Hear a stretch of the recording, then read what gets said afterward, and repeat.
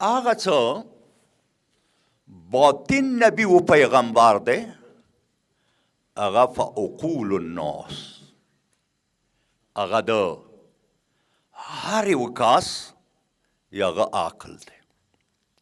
دوستان عزیز که زه بیا علماو نه ډېر معذرات غواړم.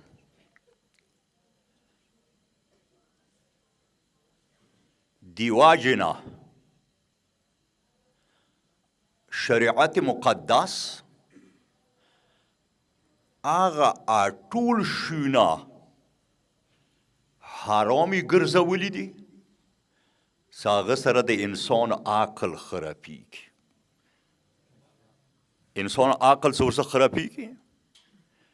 انسان قوه ارادیه ورڅخه خرابېږي. انسان عقل باندې پردې راولي هغه یې حرام ګرځولي دي. البته دا علماو مجلس دی. عوامو کې څنګه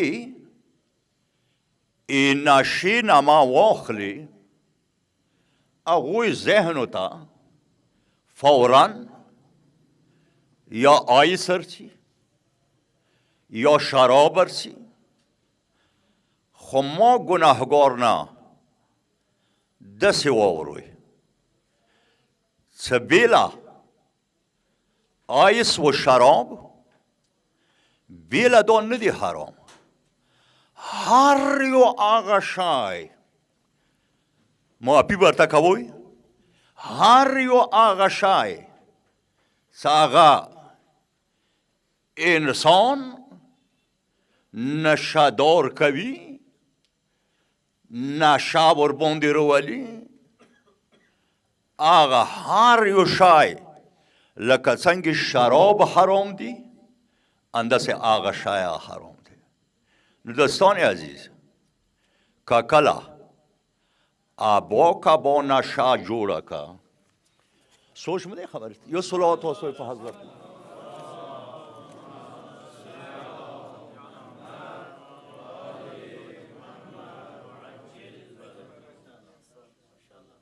تاسو ته نه یم ځان ته دی یم. که کله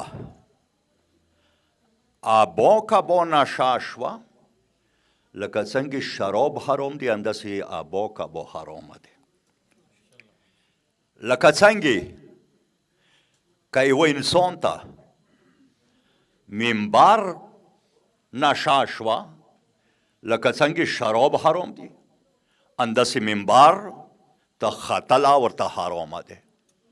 لکه څنګه یوه انسان ته ډاکټري نشه شوه لکه څنګه شراب حرام دی همداسې ډاکټري حرامه دی. یوه انسان ته ذکري نشه شوه لکه څنګه شراب حرام دی همداسې ذکري حرامه دی. یوه انسان ته مال و دولت نشه شوه لکه څنګه شراب حرام دی همداسې مال و دولت حرام دی. یوه انسان ته که اولاد نشه شوه لکه څنګه شراب حرام دی همداسې اولاد حرام دی. یوه انسان ته که کرسی نشه شوه لکه څنګه شراب حرام دی همداسې کرسی حرامه دی. وشه دا اوس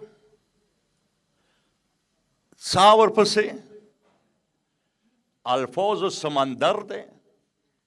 سمندر کې غوټه ویا هر یو طرف ته رسایي به کېږي. یو بلند اواز سره صلوات واستوئ.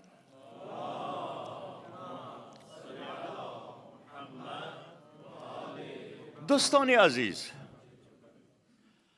اندغو نشو خلک مجبور کړل چې مولا علي 25 کاله کور کې کېنول.